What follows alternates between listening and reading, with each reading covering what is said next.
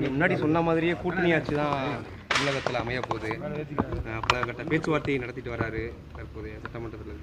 இப்போ காங்கிரஸ் வந்து ஆதரவு தான், தவேகாக்கு ஆதரவு கொடுக்குற சூழ்நிலையில் இருக்குன்றாங்க. இல்லை, இன்றைக்கி அகில இந்திய காங்கிரஸ் பொதுச் செயலாளர் திரு கிரீஷ் சோடங்கர் அவர்கள் இதை பற்றிய முடிவை பற்றி அறிவிப்பை வெளியிடுவார். அப்போ இன்னும் கொஞ்சம் நேரத்தில் ஒரு மணி நேரத்துக்குள்ளே திரு கிரீஷ் சோடங்கர் அவர்கள் நேற்று தமிழ்நாடு காங்கிரஸ் கமிட்டியினுடைய அரசியல் விவகார குழு கூட்டம் நேற்று இரவு நைட்டு 10:30 மணியிலிருந்து இரவு 12 மணி வரைக்கும் நடைபெற்றது. 29 உறுப்பினர்கள் அதில் கலந்து கொண்டோம். தமிழ்நாடு காங்கிரஸ் கமிட்டி தலைவர் மற்றும் முன்னாள் காங்கிரஸ் கமிட்டி தலைவர்கள் மற்றும் நாடாளுமன்ற உறுப்பினர்கள், சட்டமன்ற உறுப்பினர்கள் எல்லாரும் கலந்து கொண்டோம். 29 பேரும் ஜூம் மீட்டிங் நடந்தது. அந்த ஜூம் மீட்டிங்கில் எடுக்கப்பட்ட முடிவை அகில இந்திய காங்கிரஸ் கமிட்டியுடைய பொதுச் செயலாளர் திரு கிரீஷ் சோடங்கர் அவர்கள் இன்று காலை சென்னையிலே அதற்கான அறிவிப்பை வெளியிடுவார். சார், தமிழக சட்டமன்ற தேர்தல் அதை எப்படி பார்க்குறீங்க? தமிழக வெற்றி கழகத்தோட வெற்றி எப்படி பார்க்குறீங்க? இந்த சட்டமன்ற தேர்தல் திமுகவுக்கு அரசுக்கு எதிரான தேர்தலாக இருந்துச்சு.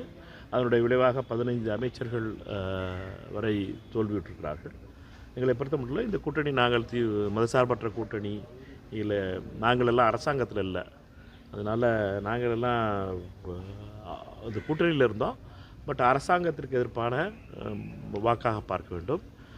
அத்தோடு மட்டுமல்லாமல் பாஜகவிற்கும் அதிமுகவிற்கும், பாஜகவினுடைய அடிமை கட்சியாக மாறிவிட்ட அதிமுகவுக்கு எதிரான ஓட்டாக பார்க்கணும். ஏன்னா பாஜகவும் அதிமுகவும் உறவு வச்சு மோடியும் அமித்ஷா அவர்களும் இங்கே வந்து டெல்லியிலேருந்து இங்கே வந்து ஆட்சி அமைப்போம்ன்றதை சொல்லிட்டு வந்தாங்க. என்டிஏ ஆட்சி அமைப்போம்னு. என்டிஏ ஆட்சி அமைக்க அவர்களுடைய இடங்களை கூட குறைச்சிருக்கு. அவர்களுடைய இடங்கள் வந்து 50க்கு கீழே போயிடுச்சு மொத்த கூட்டணியுடைய இடங்களே. அதனால் மக்களை பொறுத்த மட்டும் பாஜக தமிழ்நாட்டுக்குள் வரக்கூடாது, மதவாத சக்திகளுக்கு இடமில்லை என்பதை மிக தெளிவாக இந்த தேர்தல் குறிப்பிட்டிருக்கிறது. இந்த தேர்தலை பொறுத்த மட்டும் மதவாத சக்திகளுக்கு எதிரான தேர்தலாக தெரிந்திருக்கிறது. தமிழக மக்கள் மதவாதத்தை ஏற்க மாட்டார்கள் என்பது மிக தெளிவாக தெரிந்திருக்கிறது. இந்த தேர்தலில் இந்த செய்தி மிக மிக பலமான செய்தியாக இருக்கிறது. எங்களை பொறுத்த மட்டும் இந்த தேர்தலில் பாஜகவிற்கு ஒரு இடம் என்று தமிழக மக்கள் வாக்களித்திருக்கிறார்கள். பாஜகவினுடைய எண்ணிக்கை குறைந்திருக்கிறது. பாஜகவிற்கு எதிர்ப்பான மனநிலை தமிழகத்தில் வேரூன்றி இருக்கிறது என்பதற்கு எடுத்துக்காட்டு.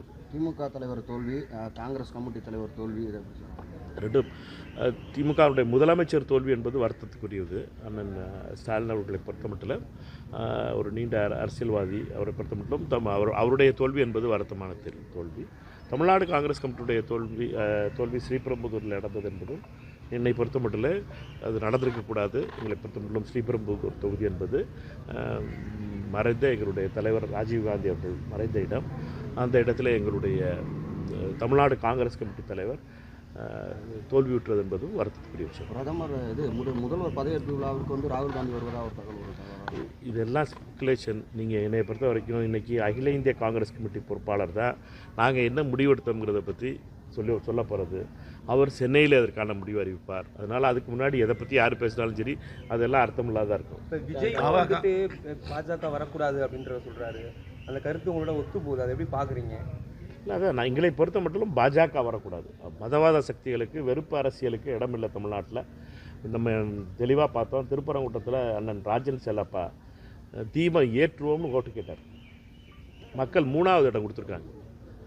சிட்டிங் எம்எல்ஏவாக இருக்க ராஜன் செல்லப்பா அண்ணன் அவர் வந்து இந்த பகுதியில் இருக்கவர், இந்த பகுதியில் பிறந்தவர், இந்த பகுதியில் அரசியல் பண்ணவர். அவரையே மக்கள் வந்து அவருடைய மதவாதத்தோடு அவர் விலை போனதனுடைய விளைவாக அவர் நிராகரிக்கப்பட்டார். 3வது இடம்ங்கிறது எனக்கு அதிர்ச்சியாக இருந்துச்சு ராஜன் செல்லப்பா அவர்களுக்கு.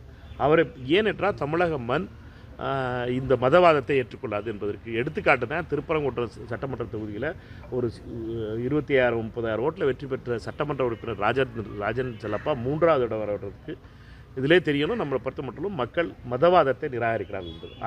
இதே தான் தவேகாவினுடைய தலைவர் திரு விஜய் அவர்களை பொறுத்த மட்டும் பாஜகவிற்கு எதிராக நின்று வெற்றி பெற்றிருக்கிறார். எடுத்துக்காட்டுக்கு இங்கே திருப்பரங்குன்றத்தில் வெற்றி பெற்றிருப்பது தவேகாவினுடைய வேட்பாளர்.